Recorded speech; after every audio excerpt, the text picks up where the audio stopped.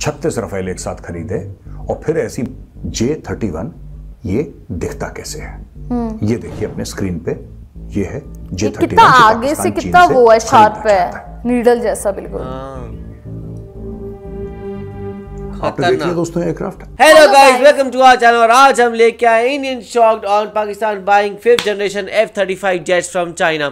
सो देखा जाए जो F-35 जेट्स जो चाइना से पाकिस्तान खरीद रहा है, तो शायद मेरे ख्याल से उसे सबको शॉक कर दिया है, बिकॉज वो 5th जनरेशन वाले प्लेन्स है। और इस पर गौरव वाले का क्या कहना है वो हमें देखना होगा, बिकॉज वो ऐसे इंडियन एक्सपर्ट है जो काफ़ी इस पर नज़र रखते हैं इन चीज़ों के ऊपर, और उन्हें इस चीज़ों के बारे में काफ़ी ज़्यादा नॉलेज भी है। और अभी हम लोगों ने मतलब कि हम लोगों को जानने के लिए मिला है कि कैसे जो पाकिस्तान है उसने बाय करा है F-31 चाइना से। और मतलब कि शायद मैंने इसके बारे में पढ़ा भी था कहीं, या फिर कोई वीडियो देखी थी कि जो F-31 है वो बहुत ज़्यादा मतलब कि एडवांस है। और दूसरा ये है कि ये मतलब कि खुद मतलब चाइना की जो कंपनीज को बनाती है उन्होंने ये कॉपी नहीं करा, उनका ये खुद का है। और दूसरी चीज़ ये है कि काफ़ी ज़्यादा चीप भी है प्राइस में, तो ये डेफिनेटली देखा जाए एडवांटेज ही है पाकिस्तान के लिए। बाकी देखते हैं कि इसमें गौरव आर्य का क्या कहना है, तो स्टार्ट करते हैं वीडियो को। अब ये बात हो रही है कि साहब 5th जनरेशन फाइटर जेट है, वो आएगा आपके इलाके में, घुसेगा, बम मार के चला जाएगा, आपको बाद में पता लगेगा कि यहाँ पे आके कोई कलेश करके चला गया।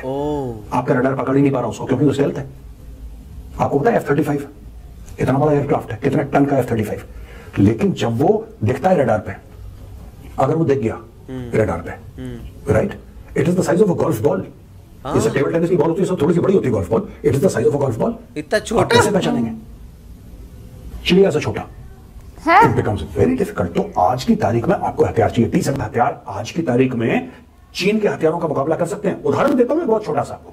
उदाहरण यह है दोस्तों कि आज की तारीख में भारत के पास 5th जनरेशन फाइटर नहीं है, के पास आज की तारीख में कई स्क्वाड्रन्स हैं तिब्बत में J-20 फाइटर्स की, और J-20 fighter 5th generation fighter है आज की तारीख में है।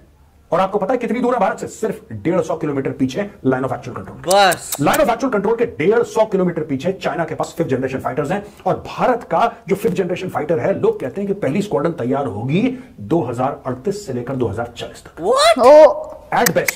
Eight best 2040 generation fighter squadron जो है वो भाई बहुत सही में। लेकिन ये पाकिस्तान को अचानक ऐसा क्यों लगा कि उसके पास J-31 आना चाहिए? देखिए पाकिस्तान जब से भारत ने रफेल खरीदे हैं, 36 रफेल एक साथ खरीदे, और फिर ऐसी J-31, ये दिखता कैसे है?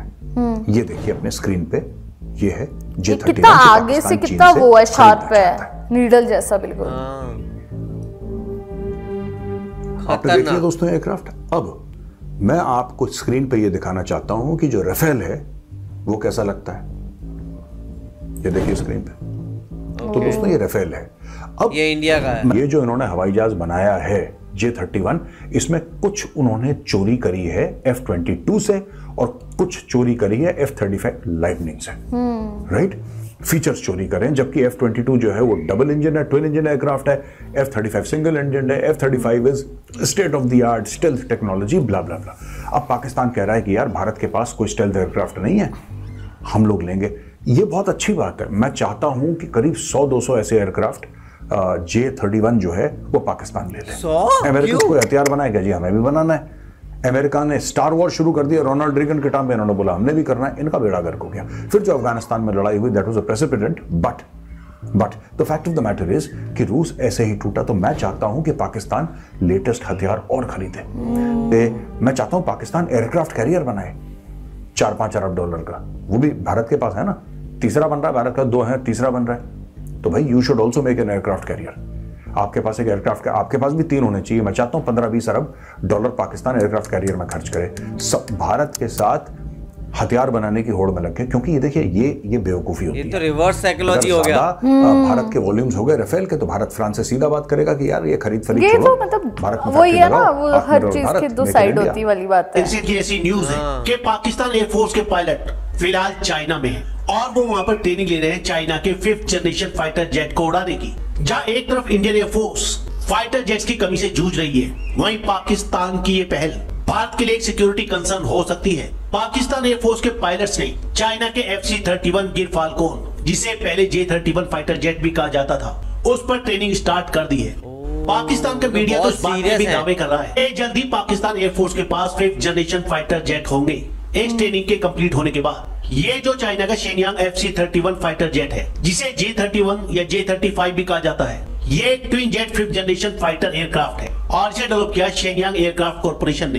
अकॉर्डिंग टू द चाइना, ये एक stealth multi role fighter jet है। स्टेल्थ फाइटर जेट से मतलब ये है कि ये राडार की नजर से बच सकता है। हालांकि भारत के पास ऐसा कोई भी स्टेल्थ फाइटर जेट नहीं है, चाइना के पास है और पाकिस्तान एयरफोर्स के पायलट अब उसी फाइटर जेट पर ट्रेनिंग भी ले रहे हैं। चाइना ने इस फाइटर जेट को डेवलप किया है as competition to Lockheed Martin F-35 और चाइना का इरादा इस फाइटर जेट को एक्सपोर्ट करने का। और अगर इस लिहाज से देखें तो एक पॉसिबिलिटी बनती है कि चाइना पाकिस्तान को ये वाला फाइटर जेट दे सकता है। रिसेंटली अगर आप लोगों ने सुना हो तो चाइना ने पाकिस्तान को 12 J-10C कॉम्बैट एयरक्राफ्ट दिए हैं। हालांकि जब पाकिस्तान ने चाइना से J-10C फाइटर एयरक्राफ्ट खरीदा तब उसने दावा किया था कि ये भारत के रफेल फाइटर जेट को काउंटर करने के लिए हैं। हालांकि पाकिस्तान के J-10C और भारत के रफाल का कोई मुकाबला नहीं है। ये जहाज किसको मिलने जा रहा है? ये जहाज भी किसको मिलने जा रहा है? पाकिस्तानी पायलटों को रखा गया है ट्रेनिंग बेस पर। हम लोग के लिए दिक्कत हो जाएगा। और 5th जनरेशन की जहाजों में सबसे खतरनाक बात ये होता है, हमारे दो प्रमुख दुश्मन, एक तुर्की, इसने एक जहाज बना लिया है कान, जहाज का नाम क्या है? कान।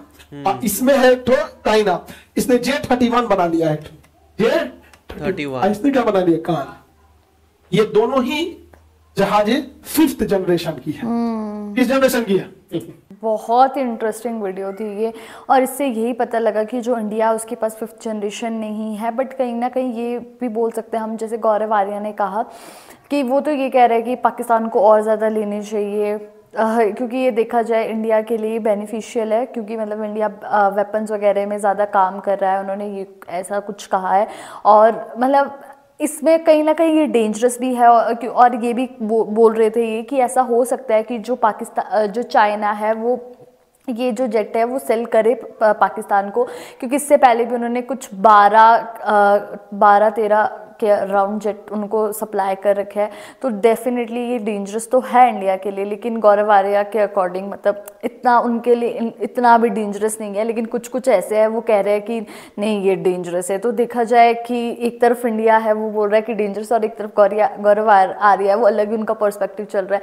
तो वही एक कन्फ्यूजन वाली बात है ये तो सीरियसली। वही देखा जाए तो मेरे को लग रहा है बहुत ज़्यादा अंडर एस्टिमेट कर रहे हैं, बिकॉज इस तरीके से अगर पाकिस्तान हावी हो जाता है तो आगे बहुत ज़्यादा प्रॉब्लमेटिक हो सकता है। तो यहाँ पे वो कह ज़रूर रहे हैं, पर ऑफकोर्स अगर वो और 4-5 भी और ख़रीदते हैं तो इंडिया ज़रूर पैनिक बाई कर सकता है और इंडिया जाके फिर फटाफट और जितनी जल्दी हो सके, बिकॉज जैसे वो बताया गया कि इंडिया को अभी जो बाई करने में 2040 तक का टाइम लग जाएगा। मतलब अभी तो और 16-18 साल लग जाएंगे, तो उस टाइम में तक तो पता नहीं फिर पाकिस्तान और क्या क्या खरीद चुका होगा। तो ये चीज़ का मेरे ख्याल से इंडिया को ध्यान रखना पड़ेगा। और पाकिस्तान और जो चाइना की फ्रेंडशिप है ना, वो उसकी वजह से पाकिस्तान को बहुत ज़्यादा मदद मिलती है। तो इसमें आपका क्या कहना है आप हमें कमेंट सेक्शन में ज़रूर बताएगा। तो इसे लाइक करते जाए, कमेंट करते जाए, शेयर करते जाए और सब्सक्राइब करते जाइए। बाय।